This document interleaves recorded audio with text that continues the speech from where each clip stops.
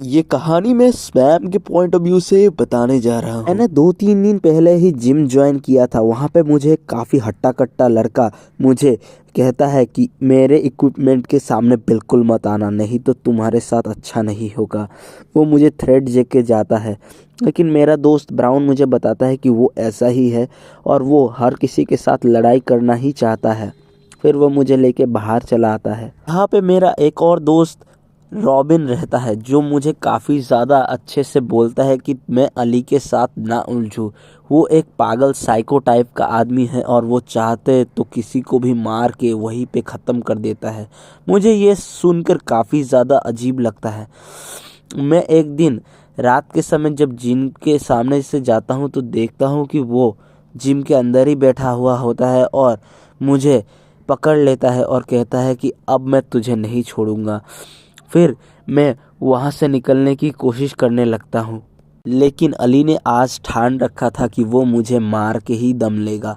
तभी मेरा दोस्त ब्राउन वहाँ पे आ जाता है और वो अली को बोलता है कि तुम उसे नहीं मार सकते। फिर ब्राउन के साथ अली की हाथापाई में अली ने ब्राउन को बहुत ही ज़्यादा ज़ख्मी कर दिया। मुक्के मार मार के उसको खून से लथपथ कर दिया, जिसकी वजह से बहुत ही ज़्यादा डरावना सीन दिखाई देने लगा। फिर पुलिस वहाँ पे आ गई और अली को जेल में ले गई।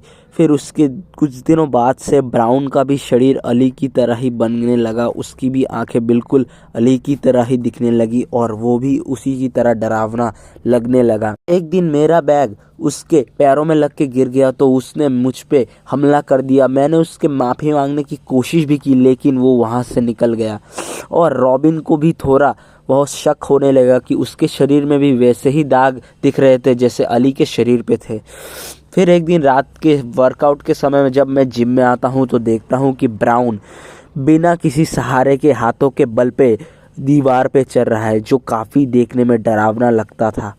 और वो दीवार से उतर के डायरेक्ट मेरे ऊपर झपट्टा मार देता है और फिर वो बोलता है कि तुम यहाँ क्यों आए हो। और उसको देखने के बाद वो कहता है कि मारो, मुझे मारो, जितना में शक्ति है मुझे मारो। मैं उसके ऊपर मुक्कों की बारिश कर देता हूँ, लेकिन उसको कुछ भी नहीं होता। लेकिन अब वो मुझ पे हमला करने के लिए आतुर हो चुका था और वो उसने मुक्के मारने शुरू कर दिए। फिर मेरा दोस्त, मैंने कहा तुम मेरे दोस्त हो, मुझे तुम नहीं मार सकते। फिर ब्राउन पागलों की तरह हरकत करने लगा और मेरा दोस्त रॉबर्ट एक गन को लेके आया और उसके ऊपर पॉइंट करने लगा। रॉबर्ट ने कहा कि जल्दी से हट जाओ, नहीं तो मैं तुम्हें गोली से मार दूंगा। फिर रॉबर्ट ने कहा कि तुम यहाँ से जल्दी भाग जाओ, नहीं तो ये तुम्हें भी मार डालेगा। जल्दी से निकलो, यहाँ से जल्दी निकलो, उसने मुझे बार बार कहने लगा। लेकिन मैंने कहा कि मैं तुम्हें छोड़ के नहीं जाने वाला। उसने कहा कि मेरी फिक्र मत करो, तुम जल्दी से निकलो, जल्दी जल्दी जाओ, नहीं तो ये तुम्हें और मुझे दोनों को मार डालेगा। ब्राउन ने रॉबिन की तरफ देखा और उसके सामने आके उसका कॉलर पकड़ लिया और गले को पकड़ने के बाद उसने एक ही बार में उसका गला तोड़ दिया और वहीं पे रॉबिन की मौत हो गई।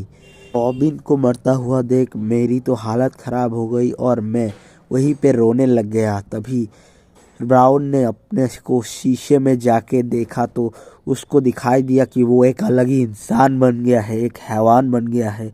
फिर उसने पिस्टल को लिया, अपने मुंह में घुसाया और गोली को ट्रिगर दबा दिया, जिसकी वजह से उसकी भी वहीं पे मौत हो गई। उसके बाद से मैंने भी जिम में जाना कम कर दिया, क्योंकि मैं जब भी जिम में जाता हूँ मुझे वो कहानी याद आ जाती है।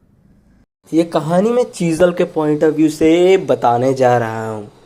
दोस्तों, वो एक हैलोवीन की रात थी जिसमें मैं एक पार्टी में आया हुआ था और कुछ ड्रिंक करने के बाद मुझे बहुत ही ज़्यादा चक्कर आने लगे और मेरे आंखों के सामने अंधेरा छाने लगा और मैं बेहोश हो गया। और करीब 1 घंटे बाद मैं एक रोड के कोने में पड़ा हुआ था और मेरे सिर के ऊपर से खून जैसा कुछ टपक रहा था, जिसको देखने के बाद मुझे काफ़ी ज़्यादा डर लगने लगा। और मेरे सामने खड़ा था एक ड्रैकुला की ड्रेस पे पहना एक आदमी, जो मेरे ऊपर टोमेटो सॉस डाल रहा था और मैं उसको एक धक्का दे देता हूँ और वो इतनी ज़ोर से हंसने लगता है कि मुझे लगता है कि वो सचमुच का ड्रैकुला ही है। मैं इतना ज़्यादा डरा हुआ होता हूँ कि मेरे हाथ पैर काँप रहे होते हैं और मेरा शरीर अब जवाब दे चुका था और उसने अपने जेब से एक चाकू निकाला और उससे मेरे ऊपर हमला कर दिया और फिर मेरे पेट में उसने उस चाकू से हमला किया और मेरी हालत बहुत ही ज़्यादा ख़राब हो गई। और फिर उसने उसी जगह पे बहुत सारा टमाटो सॉस डालना शुरू कर दिया और मेरे पेट से खून निकल रहा था, लेकिन वो ऊपर से टमाटो सॉस भी डाल रहा था ताकि किसी को पता ना चल सके। और मुझे इतना ज़्यादा दर्द हो रहा था कि मैं क्या ही बताऊं। मेरी हालत बदतर से बदतर होने लगी, लेकिन उसके मुंह की हंसी कम नहीं हो रही थी।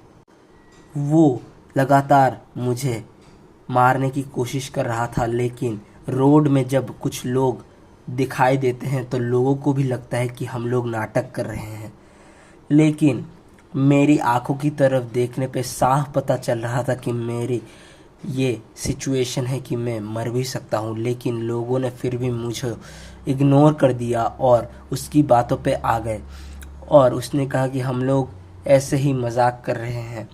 फिर मेरी हालत बहुत ही ज़्यादा ख़राब होने लगी। मेरे धीरे धीरे मेरा शरीर जवाब देने लगा और मैं बेहोश होने की कगार पे ही था। तभी कुछ औरतें मुझे दिखाई देने लगी और वो लोगों ने मुझे बचा लिया और मुझे एक हॉस्पिटल में लेके चले गए और कुछ दिनों बाद मुझे होश आया और फिर मैं घर आ गया। उस दिन के बाद से मैंने हैलोवीन कभी नहीं मनाया। मैं अपने घर में ही बैठता हूँ और तब भी टमाटो सॉस देखता हूँ तो मुझे उस घटना की याद आती है जो मेरे जहन में भरी हुई है। ये कहानी मैं माइक के पॉइंट ऑफ व्यू से बताने जा रहा हूँ। मैं जब 10 साल का था तब मेरे पेरेंट्स का डिवोर्स हो जाता है और मेरी मॉम मुझे और मेरे डैड को अकेला छोड़ के चली जाती है। उसके कुछ महीने बाद ही मेरे डैड एक और शादी करते हैं और उनका नाम था एमिली। वो देखने में बिल्कुल परी जैसी थी और वो मेरी देखभाल भी बिल्कुल वैसे ही करती थी। मुझे ऐसा कभी लगा ही नहीं कि वो हमारे परिवार से नहीं है। वो हमेशा ही मेरा ख्याल रखती थी। जब मुझे बुखार आता था तब वो मेरे पास बैठे रहती थी। उनकी ये प्यार और केयर देख के मुझे भी काफ़ी ज़्यादा अच्छा लगता था। लेकिन ये सब तब बदल गया जब कुछ दिनों बाद से मेरा शरीर बहुत ही ज़्यादा ख़राब होने लगा और मेरी तबीयत और भी ज़्यादा बिगड़ने लगी। मैं अब बेड से उठ भी नहीं पाता था। मेरे शरीर में काले धब्बे पड़ चुके थे और मैं सिर्फ दवाई पे ही जीवित था। और मेरी मॉम जो थी वो मुझे देख के काफ़ी ज़्यादा दुखी रहने लगी थी। मुझे थोड़ा उन पे डाउट भी होने लगा था क्योंकि वो अब मुझे उतनी अच्छे से केयर नहीं करती और मुझे एक इंजेक्शन निकाल के लगाने की कोशिश करने लगती है। मुझे इससे काफ़ी ज़्यादा डर लगने लगता है और मैं कहता हूँ कि मुझे ये नहीं लगाना, लेकिन वो मन मन हंसती है और कहती है ये तो तुम्हें लगाना ही पड़ेगा, नहीं तो तुम कैसे ठीक होगे। और इसी तरीके से हंसने लगती है और मुझे बोलती है। मुझे ये चीज़ बिल्कुल भी अच्छी नहीं लगती क्योंकि मुझे इंजेक्शन्स पहले से ही अच्छे नहीं लगते और मुझे काफ़ी ज़्यादा डर भी लगता है। लेकिन मेरी मॉम मुझे बिल्कुल भी देखती नहीं है और गुस्से में मेरी तरफ इंजेक्शन को लाने लगती है और मैं उन्हें धक्का दे देता हूँ, लेकिन वो मुझ पे चिल्लाने लगती है। अब उन्होंने मेरा हाथ ज़बरदस्ती पकड़ के वो इंजेक्शन लगाने की कोशिश कर रही थी, लेकिन मुझे इतना ज़्यादा डर लग रहा था कि मैं वहाँ से तुरंत उठ के भागने लगा और वो भी मेरा पीछा करने लगी। और अब उनका प्यारा चेहरा बहुत ही ज़्यादा डरावना चेहरे में बदल चुका था। वो गुस्से में मुझे बोल रही थी तुम्हें अगर स्वर्ग जाना है तो तुम्हें ये लगाना ही पड़ेगा। और मुझे ये सब सुन के और भी ज़्यादा डर लगने लगा था। मुझसे और नहीं चला जा रहा था, मैं अभी गिरने ही वाला था। तभी मेरे डैड आ जाते हैं और वो उनको रोकने की कोशिश करते हैं। तभी मेरी मॉम उनके ऊपर हमला कर देती है, लेकिन वो असल में अब एक डायन की तरह खतरनाक लग रही थी। वो अब मेरे डैड के ऊपर उस इंजेक्शन का वार करने वाली थी, लेकिन खुशकिस्मती से मेरे डैड वहाँ से हट गए और उसको रोक दिया। मेरे डैड ने उनके 2 हाथ पकड़ लिए और उनको एक जगह पे बैठा दिया और उनको बैठा के उनके हाथ में रस्सी को बांध दिया जब तक पुलिस नहीं आ जाती। और पुलिस आके फिर मेरी मॉम को पकड़ के ले जाती है और हमें पता चलता है कुछ दिनों बाद कि उनकी मानसिक परिस्थिति बहुत ही ज़्यादा ख़राब है और वो पागलों की तरह हरकतें करने लगती है। अच्छा हुआ मैं उस दिन बच गया। मैं ये सोच भी नहीं सकता कि उस इंजेक्शन में जहर मिला हुआ था। अगर मेरे डैड टाइम पे नहीं आते तो मैं मरा हुआ पड़ा होता और उनका मकसद पूरा हो जाता। असल में मेरी मॉम ने कुछ दिनों से मेरे खाने में कुछ अलग नशीली दवाइयों का प्रयोग किया था, जिससे मेरा शरीर और भी ज़्यादा कमज़ोर और ख़राब होने लग गया था। मैं जो सूप डेली शाम को पिया करता था, उसके बाद तो मेरे शरीर में जैसे जान ही नहीं रहती। और डॉक्टर के साथ चेकअप करने के बाद मुझे ये पता चला अगर कुछ दिन और मुझे ये डोज पड़ा होता तो मेरी मौत निश्चित थी।